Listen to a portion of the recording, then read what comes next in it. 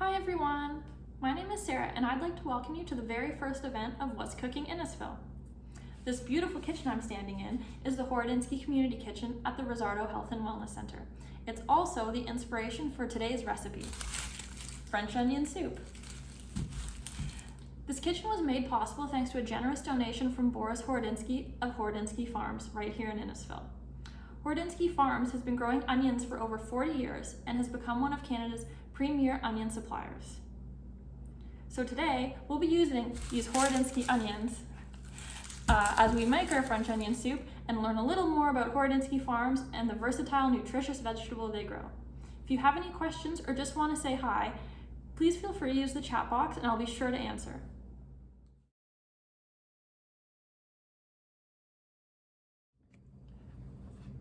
For those of you cooking along at home with an ingredient box, you'll already have all the ingredients you need in the box.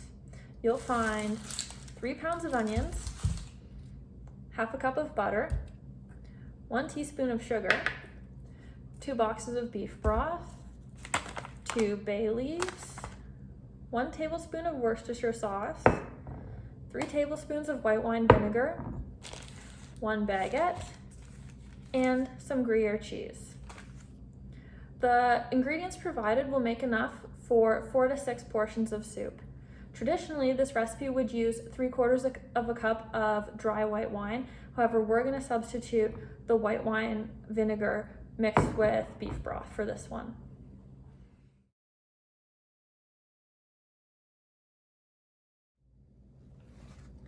First, we're going to slice the onions into strings that are about 1/4 inch thick. We don't want them to be too thin, otherwise they'll shrivel up as we're cooking them. So we're going to cut the onions in half from pole to pole and peel away the skin. We're going to avoid cutting the root off because that's the part that will really make your eyes begin to water. So we'll cut the onion from pole to pole, and now we'll peel off the skin.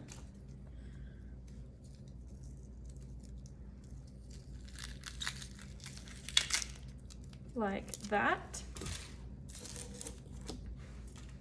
And then we'll point the knife towards the root of the onion and cut it, but without actually cutting the root.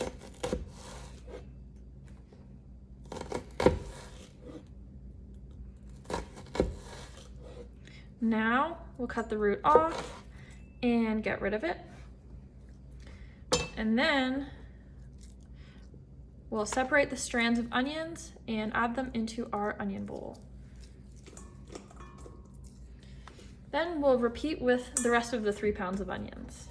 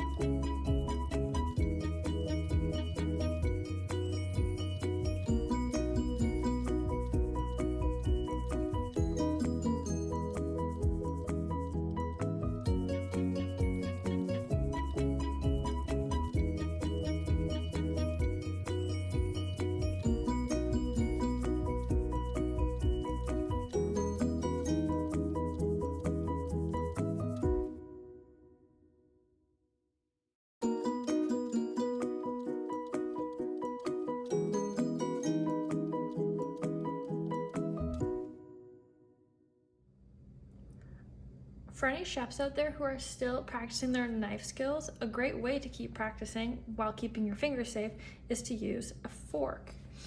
So you can just poke that into the end of the onion where the root is and hold that stable, and then you can cut just like you would normally and keep your fingers out of the way. Then when you're done cutting towards the root, you can again just cut the root right off like that, and you have your onion slices, and you can take the root off.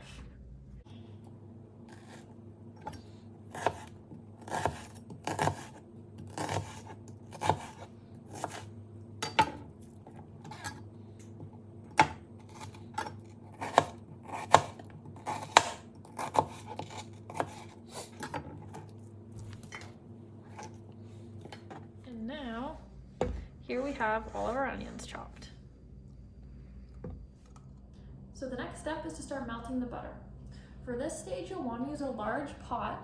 This is the one that I'm going to be using, that has a large surface area on the bottom so that the onions can be caramelized evenly. So I'll put it on the stove top and add your butter. Not quite all of it though, you want to save a little bit for the bread at the end, but probably about 3/4 of the butter. You'll add it to the pot and cook on medium-low heat until it starts bubbling.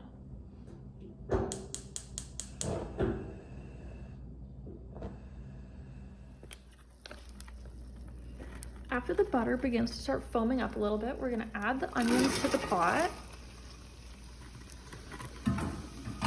and begin to stir so that they're combined. We'll make sure that they're all nicely covered in butter, and then we're going to reduce the heat to low heat. And then we're going to cover the pot and have them cook like that for 15 minutes. In the meantime, let's learn a little bit more about onions. Onions have been found in the human diet for more than 7,000 years. Their impressive nutrient profile, versatility, and shelf life has resulted in them becoming a dietary staple across the world. Onions are also an excellent source of healthy compounds, for example, vitamin C and phytochemicals. Phytochemicals are compounds found in plants that contribute to the plant's taste, color, and smell.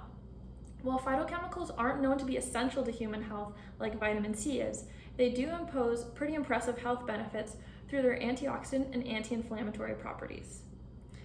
Research shows that the two main phytochemicals found in onions, which are quercetin and sulfides, may help reduce blood pressure and lower LDL cholesterol, also known as the bad cholesterol. By doing so, they can help improve cardiovascular health.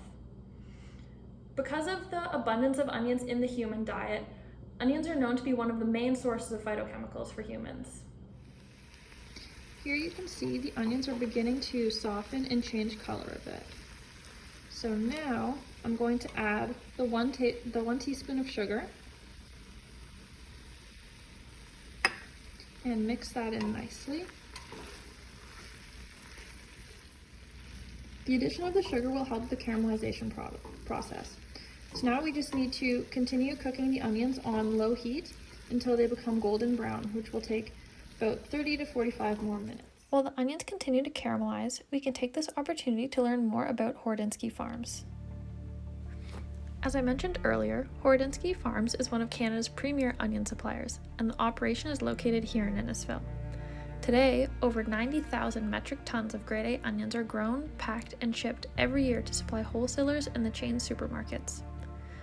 This video clip is from Hordinsky Farms' 2020 onion harvest, giving a great visual of the expanse of the farm and the quantity of onions harvested, as well as the farm's operations. The full video, along with many other videos from Hordinsky Farms, are available on YouTube and linked in our video description. While you're waiting for the onions to be ready for the next step of our French onion soup, check out other Hordinsky Farm videos to learn a little more about where these onions came from.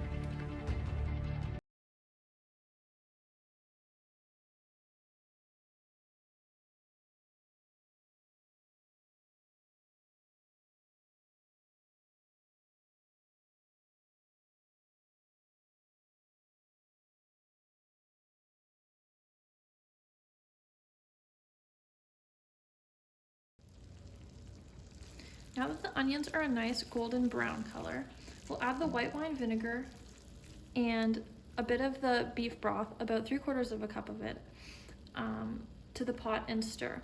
This is so that we can deglaze the bottom of the pot.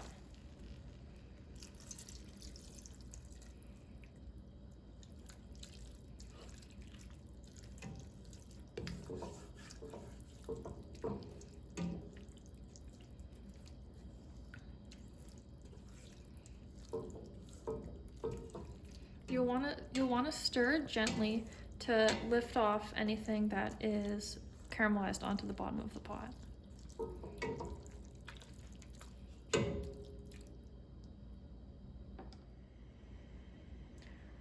Once you have it nicely mixed in, we'll add in the Worcestershire sauce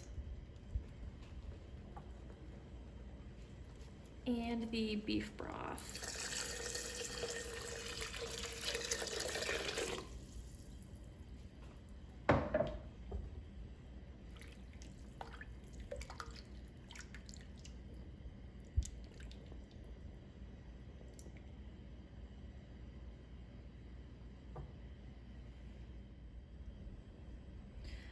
Now you can add the 2 bay leaves and we'll cover the pot and simmer it. While the soup simmers, we'll get started on what's arguably the best part of French onion soup, the cheese-covered bread.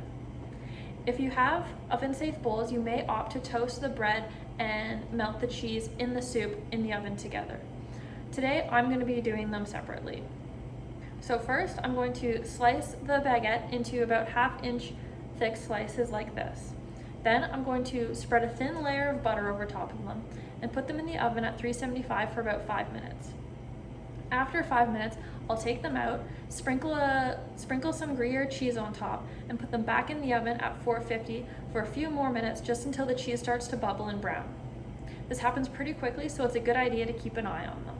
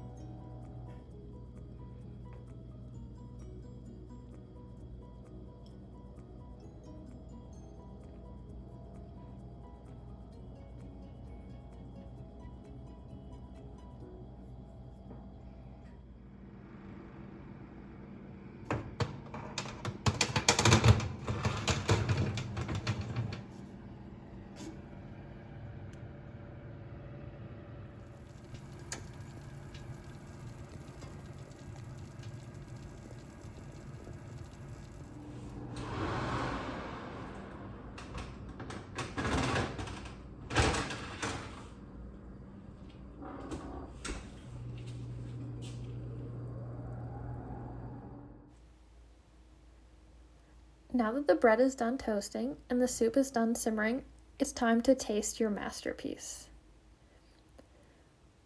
Portion out your soup into bowls and add salt and pepper to taste.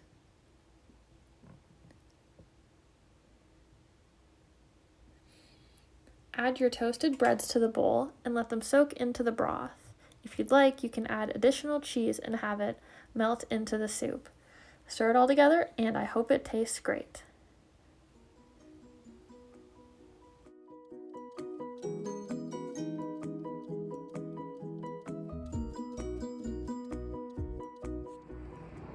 Thanks so much for cooking along with me. I hope everyone enjoyed the first What's Cooking Innisfil event. Stay tuned for the next one and enjoy your soup.